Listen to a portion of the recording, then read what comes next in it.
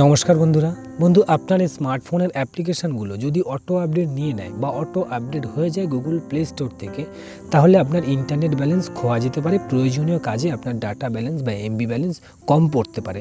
তো যদি আপনি অটো আপডেট বন্ধ করতে চান, তাহলে আমার এই ভিডিওর সঙ্গে থাকুন, আমি দেখিয়ে দিচ্ছি।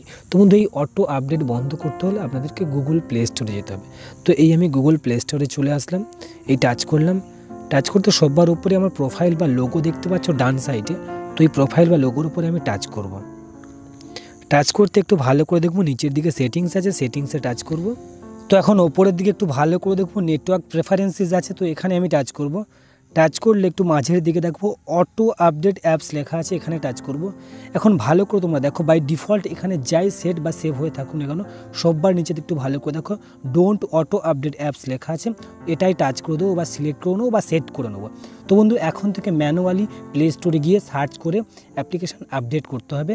অটো আপডেট আর হবে না, আর আপনাদের ইন্টারনেট বা ডাটা ব্যালেন্স অনেকটা বেঁচে যাবে। তো বন্ধু, ভিডিওর সঙ্গে থাকার জন্য অনেক ধন্যবাদ। ভিডিও ভালো লাগলে লাইক করে দেবে, চ্যানেলটাকে সাবস্ক্রাইব করে দেবে, আর ভিডিও বুঝতে কোনো সমস্যা হলে কমেন্ট করতে ভুলবে না।